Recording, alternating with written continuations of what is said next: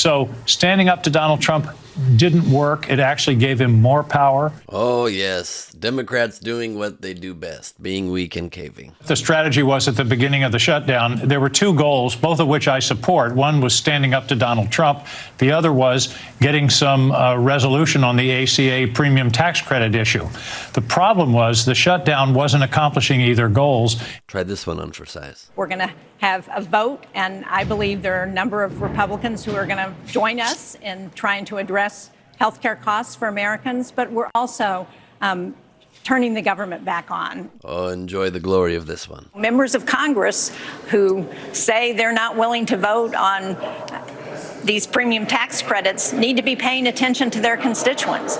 I think we can get a bipartisan bill out of the Senate that will address this issue. And if not, we know that the voters are going to know who's on their side and who's going to hold them accountable. Oh, the weakness just inspires, doesn't it? Leave it to the Democrats to surrender literally the final crumbs of leverage that they had and completely fold to the Republican Party's extortion racket that was the government shutdown. This is insanity writ large. Granted, terrible situation because the Democrats lost so badly in the presidential election and lost both houses of Congress that they have no power and can't do much, and literally their only power is to shut the government down and demand one basic thing that anybody with a heart and common sense would approve, which is just extending subsidies so that people don't have their healthcare premiums shoot through the damn roof. When people can't afford that, they can barely afford groceries these days, and Republicans, of course, are against it because they're holding it hostage and they always sign a clean CR.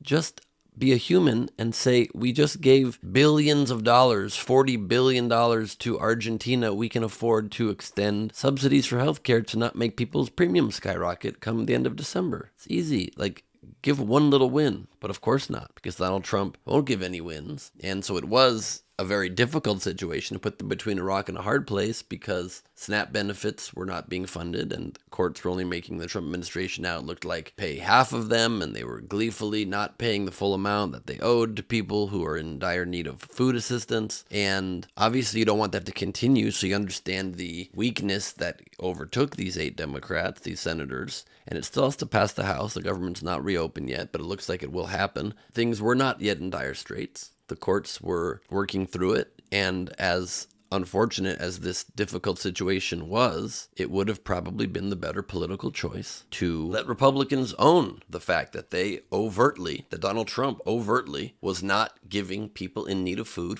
assistance that they rightly were receiving. And that's how you then win the midterms. That's how you then win the next election. But if the moment you just win the elections that just happened a couple of days ago, and you just immediately cave before it actually is in a place where anyone feels the pain of that, then, and again, super sad that you have to use anything that inflicts pain on anyone, but if you actually want the bigger picture to save the country going forward, to not have people die needlessly from being kicked off their health insurance and those premiums for others rising so much they can't afford it. Of course, food is also very important, but people were not going to starve to death. There probably would have been a moment if Trump continued with his coldness and his inability to be a human being to fund it, then they may have had to vote to cave on it to make sure people got their food so people would not have gone hungry. But they caved before it got to a place where people viscerally felt the effects of it. And that is where the weakness of these Democrats came from. They get outplayed every time by the Republicans. And sure, it's easy when you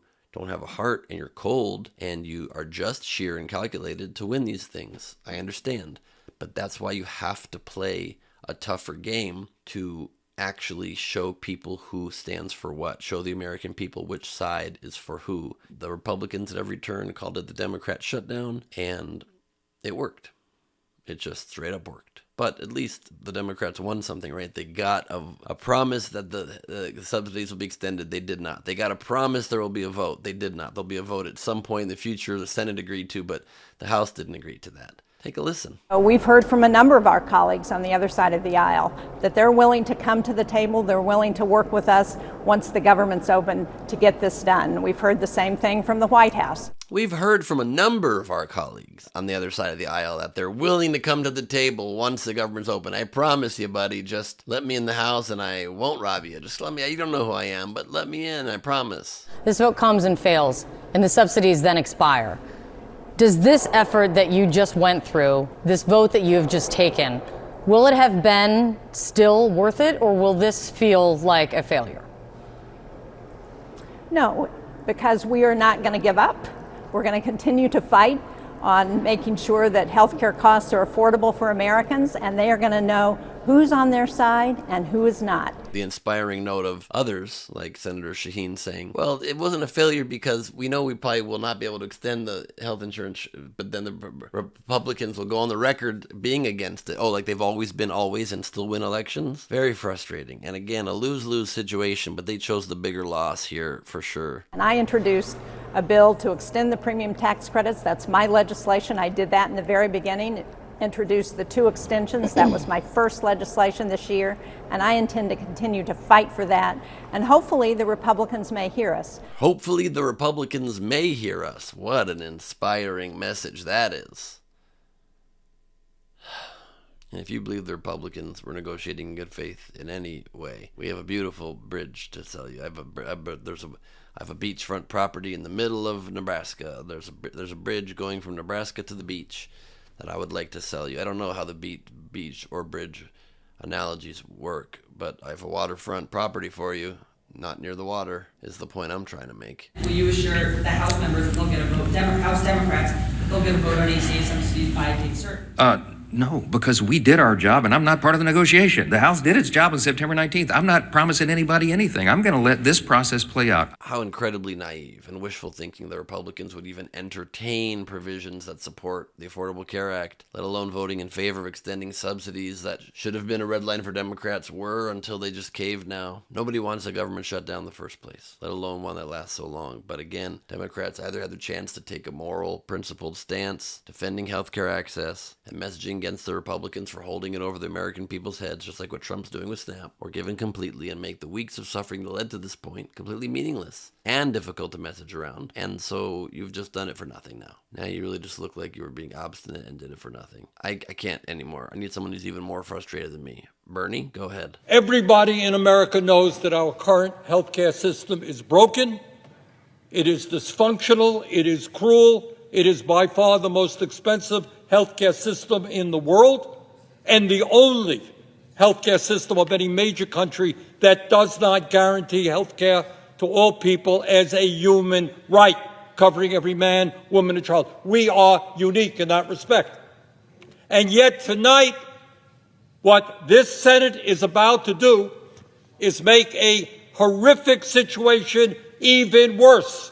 So let's be clear what this vote is about.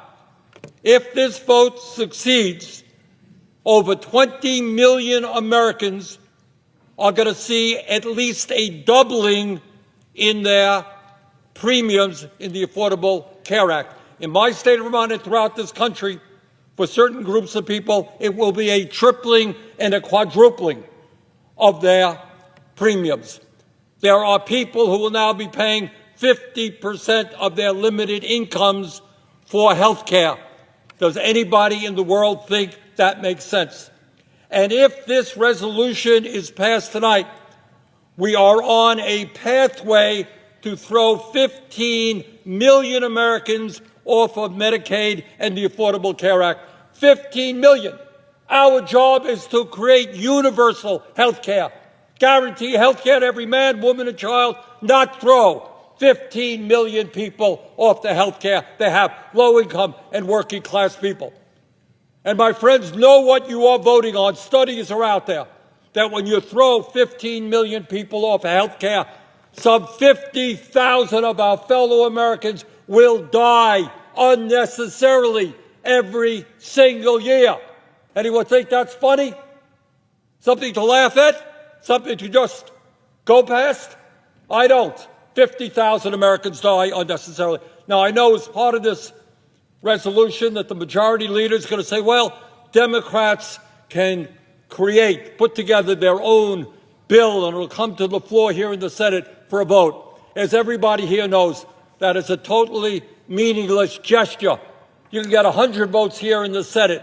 Won't mean anything because the House is not going to take it up, and the President of the United States certainly will not sign it. What it does, first of all, is it raises health care premiums for over 20 million Americans by doubling, and in some cases tripling or quadrupling. People can't afford that when we are already paying the highest prices in the world for health care. Number two, it paves the way for 15 million people to be thrown off of Medicaid and the Affordable Care Act. Studies show that will mean that some 50,000 Americans will die every year unnecessarily. And all of that was done to give $1 trillion in tax breaks to the 1%. As everybody knows, just on Tuesday, we had an election all over this country.